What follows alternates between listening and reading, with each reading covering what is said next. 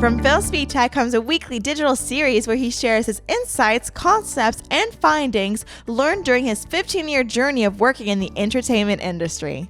Each lesson offers you a roadmap to overcome the challenges that all artists face on the path to success. Welcome to a Phil Svitek podcast. Hello, fellow creative. My name is Phil Svitek, 360 Creative Coach, and it's my mission to help you master mental fortitude. In this lesson, I want to tackle essentialism and how it actually helps you creatively. So, first off, what is essentialism? Well, as sort of the name implies, it's about what is essential.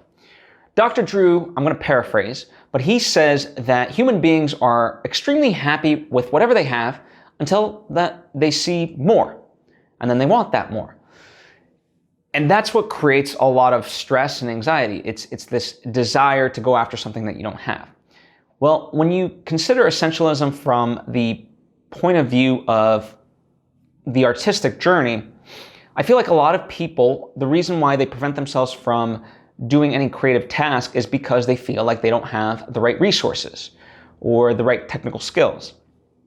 They always want more.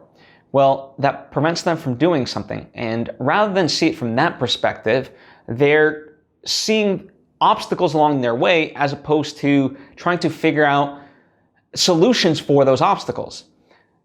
Let's take this, right? I shot a feature film, and if I had that sort of thinking of like, oh, well, I don't have the best cameras, I don't have the right lighting, I don't have all the locations that I would want, well, then I never would have made the movie. Instead, I looked at it of, okay, how do I get creative with what I have and tell the story that I want with the resources that I do have?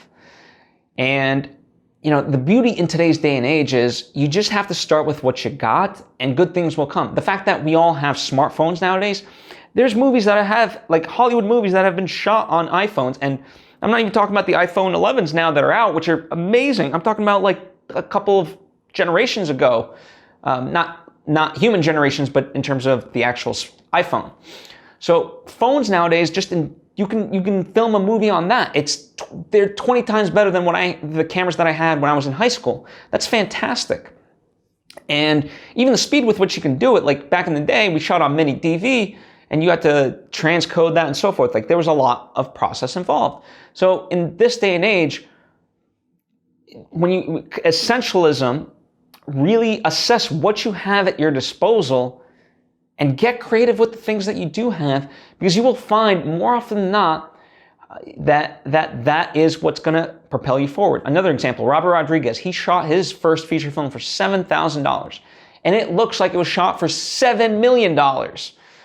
But that's because he let his financial limitations be almost artistic challenges rather than this stress point in his mental attitude of like, oh, well, it sucks that I don't have this, I don't have that. No, he went after what he wanted. And so when we talk about essentialism, it really is a mindset, and you really got to, by opening up yourself to seeing what you have and being grateful for what you have, you become solution oriented.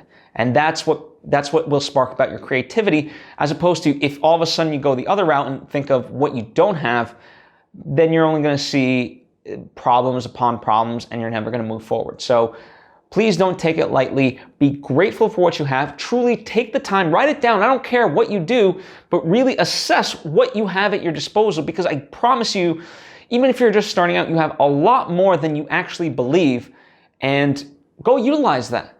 Really make the things that you want. For example, one of the reasons that I'm writing a novel is because, I want to tell certain stories, and I don't, that are grander than what I have because they're sci-fi or whatever. Well, you know what?